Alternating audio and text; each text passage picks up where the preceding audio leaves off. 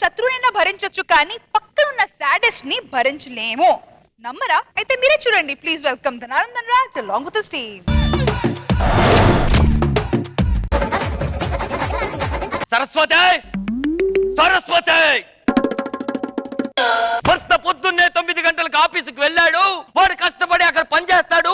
1 గంటకు భోజనం చేస్తాడు. 4 గంటల వరకు డ్యూటీ చేసి 6 గంటలు కోటి వెళ్ళి ఆ బస్ ఎక్కి ఇంటికి నడుచుకుంటూ వస్తాడు. రాగానే వాడికి టీ ఇద్దామా, కాళ్ళు నొక్కుదామా, పాలు పెడదామా, వేడి నీళ్ళు పెడదామా లేదా ఏం భార్యవే నువ్వు అని నేను ఎప్పుడైనా నానా బాబు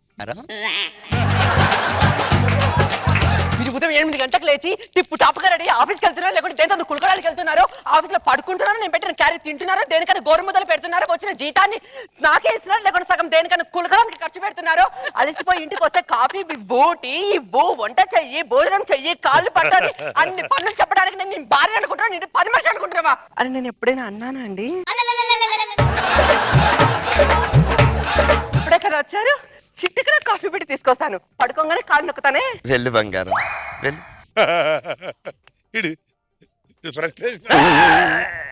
ఎక్కడ అమలాపురంలో పుట్టిన నిన్ను తీసుకొచ్చి 300 రూపాయల శాలరీతో చిన్నప్పటి నుంచి ఇక్కడ పెంచుకుంటూ ఉంటే ఇల్లు క్లీన్ చేయరా, నేను బయటికి వెళ్ళి వస్తానంటుంటే నువ్వేం చేస్తున్నావు? అటు ఇటు తిరుగుతున్నావు గానీ ఇంత చెత్త ఇంట్లో ఉంది, క్లీన్ చేయాలని ఇంకిది జ్ఞానం లేకుండా ఉన్నావా రంగా అని నేను ఎప్పుడైనా అన్నానా రంగా? నేను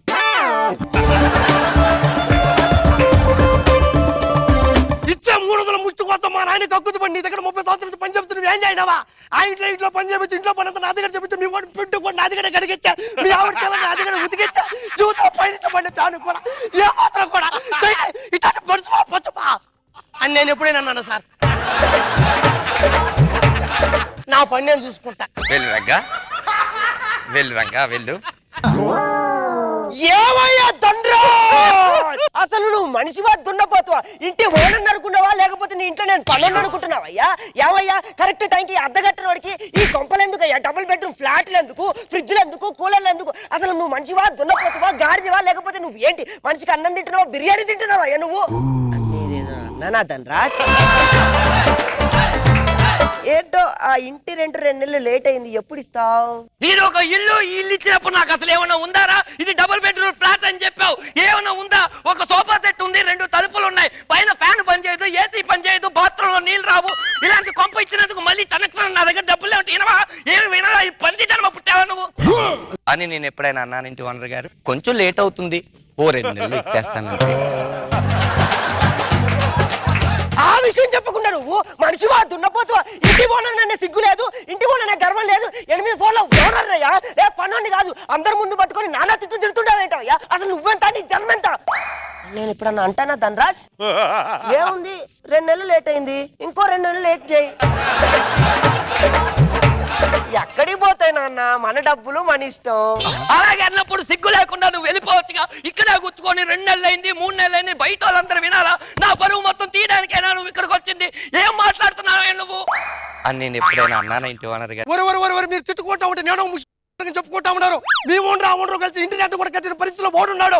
నువ్వు చూస్తే డబుల్ బెడ్రూమ్ ఫ్లాట్ ఓడి చేతిలో పెట్టావు, ఓడు కొలత ఏమైనా పెట్టుకోమన్నారు. ఆ మాత్రం సిగ్గు లేదా నేను ఎప్పుడినా? నేను ఎందుకు అంటాను సార్? సార్కి కూల్ డ్రింక్ తీసుకొని రా. నువ్వు తిట్టింది కాక పన్నోడుతో కూడా చేతగాని తిట్టించావు కదయ్యా. వీడు తిట్టాడు, రేపు వాడు తిడతాడు, రేపు 5 ఫ్లోర్ వాడు తిడతాడు. ఏమిటయ్యా నా జన్మ? దరిద్రంగా 8 ఫ్లోర్లు కట్టుకొని నేను మనిషి నేను ఎప్పుడైనా అంటానా ధనరాజ్? అదంతా అనేసి నా పనుడి దగ్గర వచ్చి పరువు అంతా తీసింది కాకుండా మళ్ళీ నీ 2 నెలల తర్వాత 3 నెలల తర్వాత నా దగ్గర ఓవర్ యాక్షన్ చేస్తూ అలా అలా తిరగడానికి సిగ్గు లేదయ్యా నీకు అని నేను ఎప్పుడైనా అన్నాను ఇంటి ఓనర్? ఆ పండి మీ ఏదో కామెంటరీ, మీ దిక్కుమాల సంత మీ గొడవ ఆ అవతల వరకు వినిపిస్తుంది. ఇవ్వండి, మీరు ఏదో కష్టపడి వచ్చారు, కాఫీ చేయమని చెప్పారా? ఆయన ఏంటి గొడవ? ఆయన ఏంటో ఇంటి ఓనరు ఉదయం లేచి మా ఇంట్లో కాలబడి మా ఆయన నాన్న మాట్లాడుతున్నావు, నీ బోర్డు రెంట్ ఇయ్యలేదు అనుకుంటున్నావా అని నేను ఎప్పుడైనా అన్నారా? అన్నయ్య గారు, అన్నయ్య గారు, వదిన గారు ఎలా ఉన్నారు? పిల్లలందరూ బాగున్నారా? అడిగాని చెప్పండి. ఆయన మా ఆయన లేదా? ఏమయ్యా 3 నెలల నుంచి ఇంటి వరకు రెంట్ ఇవ్వలేదంట. ఆయన వచ్చిన రెంట్ అంటే ఏం చేస్తున్నావు? లక్ష్మి మొన్న నీకు డైమండ్ నెక్లెస్ అడిగిందంట, దాన్ని కొనిచ్చవా ఏంటి నువ్వు అని నేను ఎప్పుడైనా అన్నానా దన్నా గారు? ఇంటి రెంటే కదా, ఇప్పుడే చిట్టి కోసం అని చెప్పి దాచిపెట్టాను, ఓనర్కి ఇచ్చేయండి. ఆఖరి మా ఊరి దగ్గర కూడా నా పరువు తీయడానికే కదా నువ్వు ఇక్కడికి వచ్చావు. మా ఊరు లేనప్పుడు వస్తే నీ చైన్ తాకట్టు పెట్టావు, ఉంగరం తాకట్టు పెట్టావు, ఇల్లు తాకట్టు పెట్టావు, ఏదో ఒకటి తాకట్టు పెట్టి నీకు ఇచ్చేవాడిని కదా. ఎందుకు ఇక్కడ పరువు తీసావురా నువ్వు అని నేను ఎప్పుడైనా అన్నాను. మీ రెంట్ పూల్లో పెట్టి ఇవ్వలేకపోతున్నాను కానీ చేతిలో పెడతాను. కరెక్ట్ టైంకి అడ్డిచ్చావు. ఇలానే ప్రతి నెల ఇవ్వు, పోయేదే ఉంది. హ్యాపీగా ఉండటమే మనకు కావాలయ్యా. అమ్మా ఉంటాను, జాగ్రత్త. Happy family, happy life. తప్పే ఉంది. ప్రతి వాడు అయ్యా ఆయన ఎక్కడ? ఆయన వెళ్ళిపోయాడు. డబ్బులు మొత్తం తీసుకొని పైకి ఎక్కి వెళ్ళిపోయాడు రా. ఇప్పుడు ఆయన లేకపోతే ఏంటి? వాడు లేడు కదా, నువ్వు నా దగ్గరకు వచ్చి అడుగుతావు. మామిడి మెత్త చెప్పు. వాడు వచ్చాడు, వాడు కూల్ డ్రింక్ ఇస్తే కూల్ డ్రింక్ పోతాడు. మొత్తం రేటు మొత్తం తాగుడు నువ్వు చేసి పెట్టుకొని నేను పన్నుడు అనుకుంటా, ముష్టం ఉంటా కొడుకు అనుకుంటాడా? నేను ఇలాగ పెడతా అని నేను ఎందుకు అంటాను సార్? ఎవరో వచ్చి వాడు వాడు అరుచుకుంటే వెళ్ళిపోతుంటే నువ్వేం చేస్తున్నావు? నువ్వేం చేస్తున్నావు? పోతున్నాడు నేను ఎందుకు అంటాను?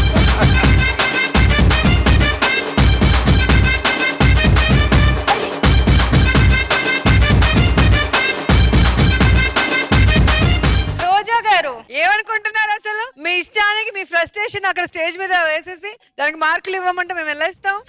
బీపీ వచ్చేసింది అసలు. Cool BP family. కాదు, బీపీ ఎక్కువ, వాయిస్ కూడా రావట్లేదు ఆయనకైతే. బాగుంది, మేమైతే ఫుల్ ఎంజాయ్ చేశాం.